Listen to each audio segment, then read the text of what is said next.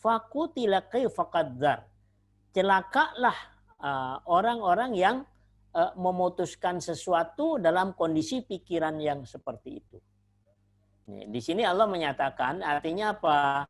Dalam kondisi hawa nafsu seperti itu, pikiran berkecamuk seperti itu, jangan sekali-kali mengambil satu keputusan, karena keputusan itu akan mencelakakan diri kita sendiri.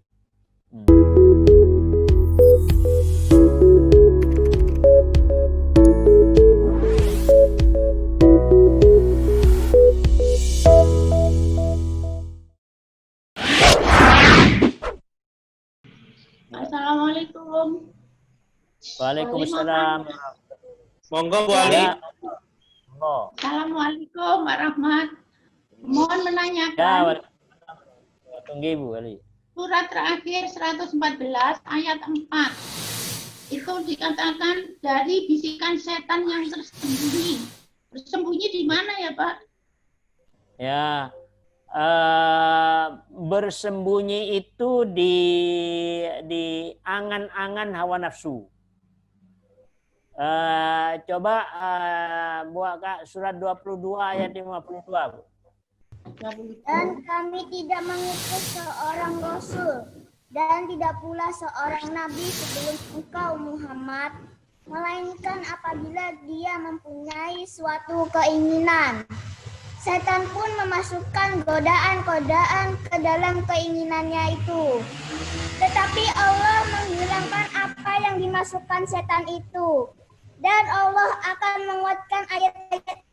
Dan Allah Maha mengetahui, Maha bijaksana. Ya. Jadi disitulah setan itu bersembunyi di keinginan. Nah. Jadi masuknya itu dari keinginan, Bu Ali. Ya. Bersembunyi. Maka seperti tadi, keinginan itu ada dua. Keinginan yang bersumber dari hawa nafsu dan keinginan dari jiwa. Itu berbeda. Nah, ketika keinginan itu bersumber dari hawa nafsu, disitulah setan bersembunyi. Gitu. Jadi, maksudnya bersembunyi di situ. Mengapa di situ Allah menghapus godaan setan tadi? Ya.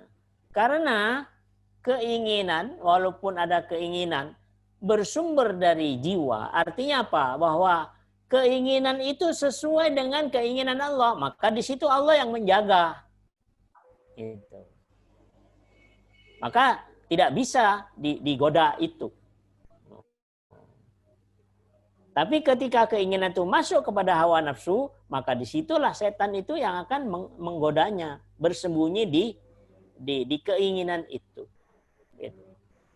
Maka bagaimana supaya selamat dari bisikan setan tadi? Maka keinginan itu masuk ke dalam keinginan Allah. Bagaimana caranya?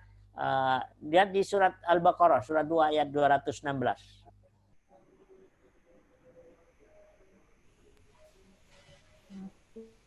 Diwajibkan atas kamu berperang, padahal itu tidak menyenangkan bagimu. Tetapi boleh jadi kamu tidak menyenangi sesuatu, padahal itu baik bagimu. Dan boleh jadi kamu menyukai sesuatu, padahal itu tidak baik bagimu. Allah mengetahui sedang kamu tidak mengetahui. Ya, ayat itu adalah topiknya perang.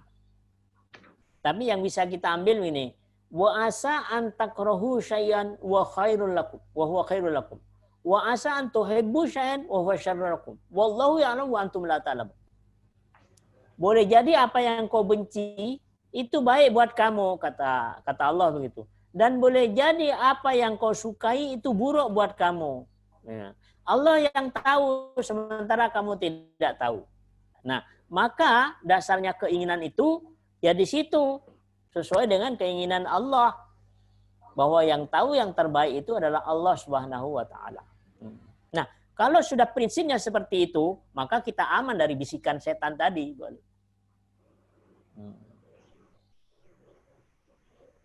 Tapi kalau misalnya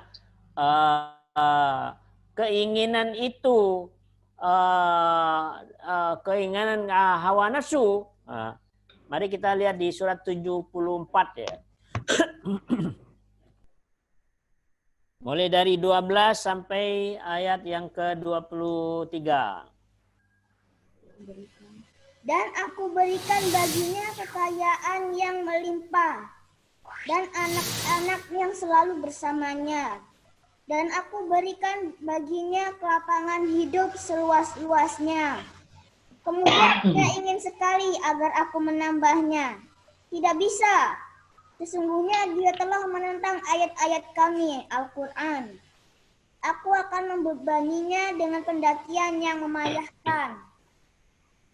Sesungguhnya dia telah memikirkan dan menetapkan apa yang ditetapkannya. Maka celakalah dia. Bagaimana dia menetapkan? Sekali lagi, celakalah dia. Bagaimana dia menetapkan? Kemudian dia merenung, memikirkan. Lalu berwajah masam dan cemberut. Kemudian berpaling dari kebenaran dan menyombongkan diri. Nah, itu keinginan yang bersumber dari hawa nafsu. Maka di sini Allah menyatakan, ketika sama Allah tidak dikabulkan, mikir dia, banyak berpikir.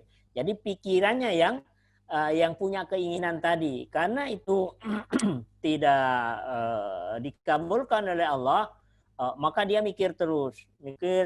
Nah, kemudian Allah menyatakan di situ, innahu fakkara wa qaddara. Sesungguhnya dia memikirkan dan memutuskan. Fakutila kaifa qaddar. Celakalah orang-orang yang memutuskan sesuatu dalam kondisi pikiran yang seperti itu. Di sini Allah menyatakan, artinya apa? Dalam kondisi hawa nafsu seperti itu, pikiran berkecamuk seperti itu, jangan sekali-kali mengambil satu keputusan, karena keputusan itu akan mencelakakan diri kita sendiri. Nah, itu namanya keinginan hawa nafsu yang bersumber dari yang bertumpu di dalam otak kita, mikir. Makanya banyak mikir terus gitu. Nah, disitulah sesungguhnya setan itu akan bersembunyi di pikirannya. Nah, karena hawa nafsunya. Ya. Jadi itu yang dimaksudkan dengan bisikan.